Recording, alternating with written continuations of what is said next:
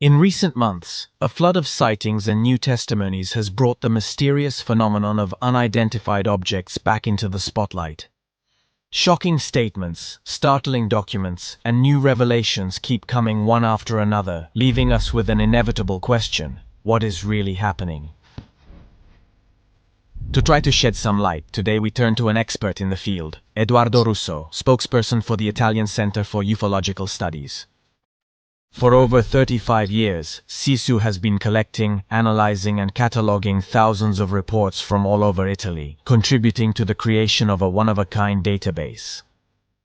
Through an interdisciplinary approach and rigorous fact-checking, the center works to distinguish what can be explained from what remains shrouded in mystery. Edoardo Russo is also the author of the Handbook of Ufological Investigation Methodology, an essential reference for anyone who wants to study this subject seriously and in depth. Well, before we move on and listen to the words of Edoardo Russo, as we always do, we invite you to subscribe to the channel to support our work and to not miss the upcoming videos. As we were saying in recent months, UFO sightings, or UAPs as they are called today, have increased exponentially, drawing the attention of media all over the world to this fascinating and mysterious phenomenon. Previous video, we analyzed the testimony of Jack Barber, a pilot of the United States Air Force. He stated not only that he personally witnessed several events involving unidentified objects, but also that he took part in the recovery of some of them. To support his claims, a video was shown that appears to document the recovery of an unidentified object, further fueling the public debate.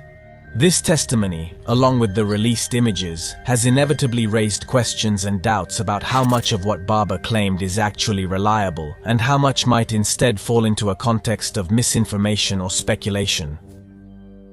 Here, sir, the gentleman whose service records were also briefly shown is not a helicopter pilot. So the background is a mechanic who worked on helicopters. He claimed to be part of certain units. What can be gathered from what was carelessly shown in the video is incompatible with what he described, both in terms of timing and the training path he had. So he's part of a large group of people who come forward sharing a small piece of something. By the way, that footage wasn't filmed by him, and it doesn't refer to the event he talked about. A video was put together that the host later clearly said had come to him from a third-party source. And this man's story, just to make a TV show, what's behind it? Could it all be true? Could it be true that this man took part in the recovery of crashed flying saucers?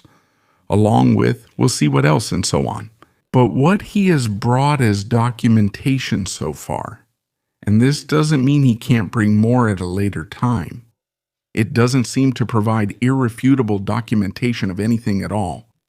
In the last 3 years, we've had about 15 people similar to Mr. Barber, some more credible than others.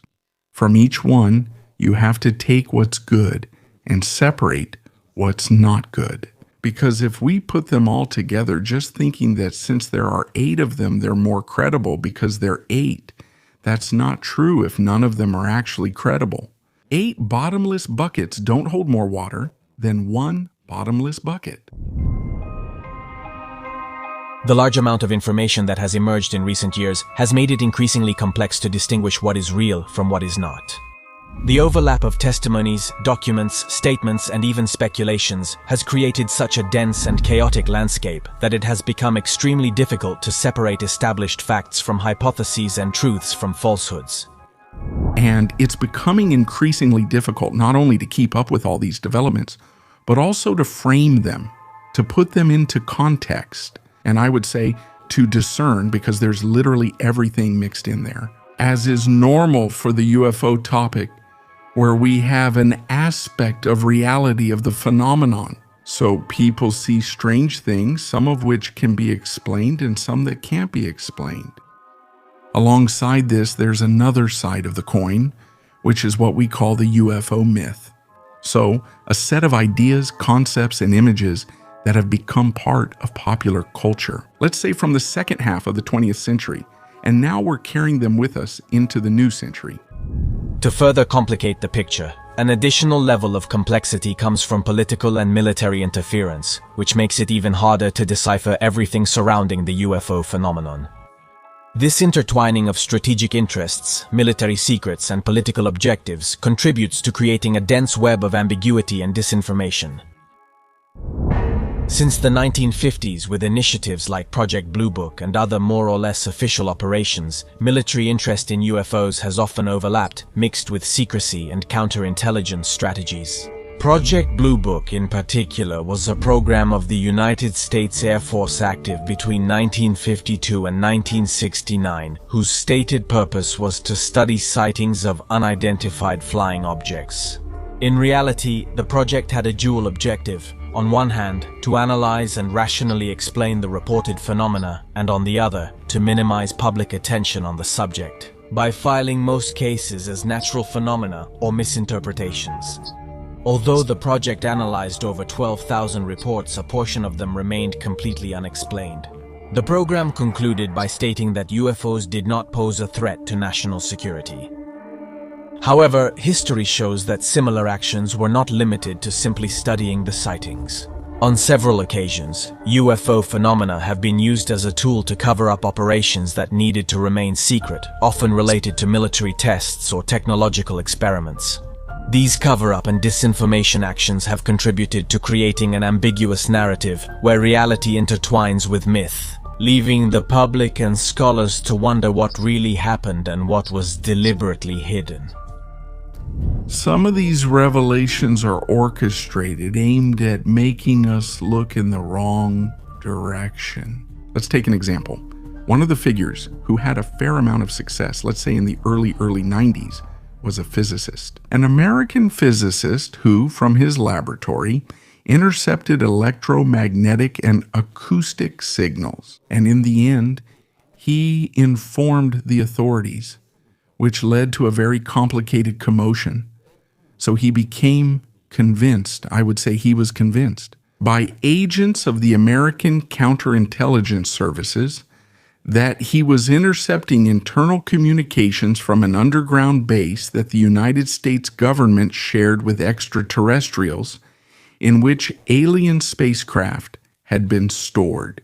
Reverse engineering activities were being carried out, and behind all this there was a whole other series of complications involving animal mutilations and abductions of people. The concrete effect of all this is that that man ended up in a mental hospital literally because he lost his mind. Years later, from the declassification of documents that were previously covered by secrecy, let's call it that, even here, the levels of secrecy range from confidential up to top secret. It later came out that, with the complicity of some people from our own circles who got involved, he was shown some things, he was told about things because he is. He had inadvertently managed to intercept some real top secret American military communications from a base that wasn't far from there, which wasn't even a base. It had nothing to do with aliens. But in that way, they managed to divert attention, to prevent this thing from reaching where it shouldn't, from reaching someone else's ears. It was simply discredited by using the UFO and extraterrestrial argument, and the poor guy, as we said, paid for it with his health. So be careful. If we, because of our mindset, have been raised since we were kids, I'm talking about us ufologists, to think that they weren't telling us the truth, that someone here is hiding something from us and we shouldn't trust them. But then that's not enough. Then someone pops up and tells me, hey, I was a high-ranking intelligence officer and on such and such a day I went, saw, did, and said things. And I believe everything he says, even when he tells me he's from the intelligence services. Are we kidding? Now, not that this means nothing exists, that there's nothing secret. We are certain that classified material exists. There are people who spend their lives requesting and obtaining the release of documents that were previously classified. So, if we're talking about sightings, testimonies, and strange phenomena, those are one thing, and that's what I called at the beginning the substance, the phenomenon. That's the UFO. When we move from there and say, but the truth is already out there, someone already has it, and is keeping it hidden from us. This is the foundation of all conspiracy theories. We're moving on to another ground. And by the way, that's not my area.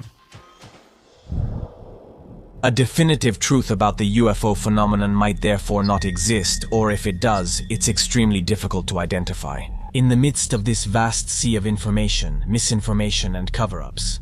And even if we were to learn of new evidence, discerning the real from the fictitious turns out to be a complex task. However, what seems more accessible and tangible are the ufological phenomena themselves, unexplained and mysterious events, characterized by the sighting of independent, unidentified objects that often perform movements or actions seemingly inconceivable according to our current knowledge. These episodes, numerous and often documented, continue to occur, but many remain unknown or confined to the shadows, far from the attention of the general public. There are strange cases of various types, ranging from lights in the night sky to close encounters of the third kind.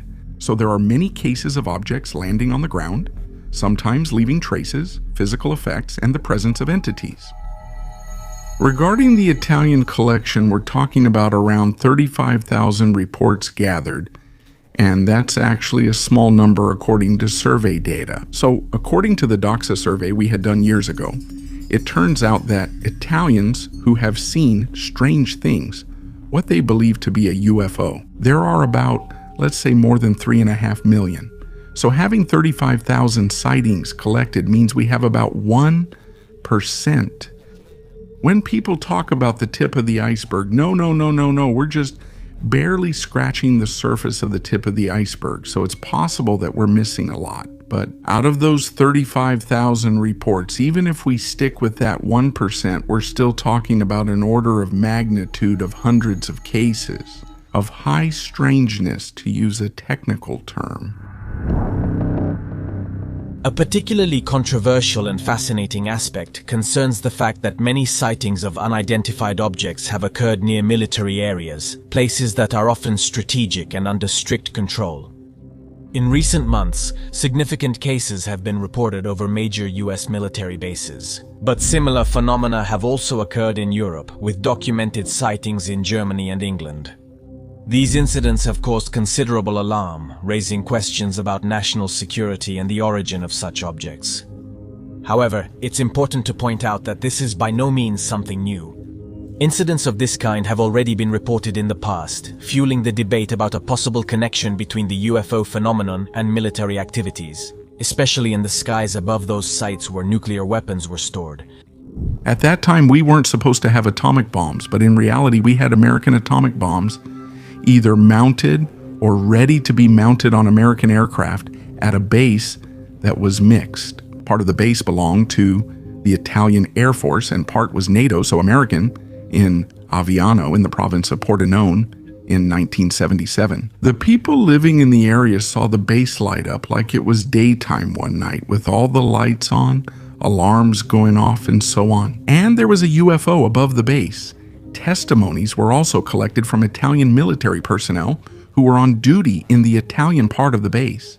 They talked about this object that was hovering above the hangars where the atomic bombs were also kept. To put it simply, the rumors that were circulating around the base were like this. Instructions were requested from the NATO command, which I believe was still in Naples at the time, and they said, "Don't do anything, it will leave, okay." Said like that, it sounds totally idiotic, but after a while the UFO actually left. Years later, one of the American soldiers who was on duty, an officer who was also a UFO enthusiast, and later joined a UFO association and so on, also told his version. He was there and said nearly the same thing. In recent years, an impressive amount of data has been collected on the UFO phenomenon. The reports, testimonies, and available documentation are only a small fraction compared to the vastness and complexity of the phenomenon. And this leaves room for the suspicion that the entire UFO topic has long been underestimated, if not even intentionally ignored. When in 1966 the United States Air Force decided to get rid of the hot potato, it paid $500,000, a university to conduct a study that lasted 2.5 years. They spent a lot more money than expected, and that's fine. The conclusions of that study led by a well-known physicist from the University of Colorado, were that there were several unexplained cases. There were many, We're talking about 32% of the cases examined, 25 out of 90. But this did not justify further in-depth study, and certainly there were no elements that could be considered concerning for the defense, specifically of the nation's security. Saying there's nothing worth it is a conceptual mistake. At this moment, we have collected about 4 million university theses on the subject of UFOs. And there are many hundreds, maybe 1,000 articles published in academic journals, so peer-reviewed articles on the subject, the angles from which you can study UFOs, the UFO topic and the implications it can have, whether it's on the physics of the lower atmosphere or even on defense issues and not least, human sciences. There are quite a few, so yes, it's a topic that isn't valued enough. We do it with our limited means. It would be much better if someone else did it, if they did it. The military. We're interested, only up to a certain point because their interest isn't scientific, but rather for defense, which is legitimate and correct. We're in their hands, but there must be someone else who is interested in this subject. Relying exclusively on what is stated in military circles can represent a significant risk. On one hand, this information can be influenced by political interference and international strategic interests.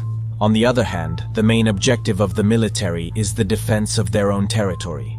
This risks leading to an analysis of the UFO phenomenon based on a narrow perspective, focused solely on issues of national security, military technology, or possible reverse engineering activities. In other words, we might overlook fundamental aspects of the phenomenon because they are observed exclusively through the filter of defense and military interests.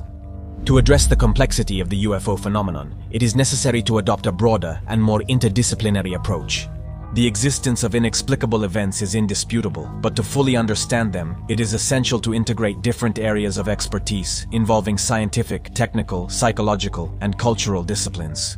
The revelations, which come from whistleblowers or declassified documents, are undoubtedly fascinating and provide an important piece for understanding the overall picture. But we cannot rely solely on these sources, precisely because of the interference and interests that often revolve around them.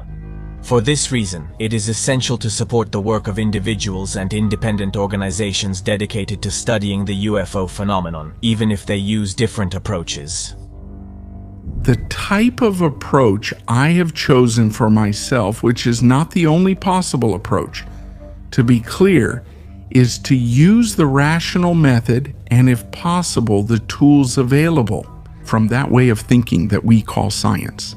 This does not mean that it is not possible. It was said by the director, a former director of that center, a French study group within the French NASA, who years ago said, "It's not at all certain that other methods aren't fruitful. It may also be that we arrive at a better understanding of reality in the cosmos by sitting cross-legged inside a crop circle in a wheat field and connecting to the soul of the universe." It's an acceptable method for those who put themselves in that context. The only thing he said, and that I feel like saying, is that for me, that's not my path. It's a choice. About the ways in which the UFO phenomenon has been investigated throughout history and in disciplines that are considered parascientific, and about the conclusions that some researchers have reached. We will talk about it in the next videos, where we will take a fascinating journey through time and history, and we will delve into the darkest part of the UFO phenomenon. Now we are curious to know your opinion. Let us know what you think, and don't forget to subscribe to the channel to support our work.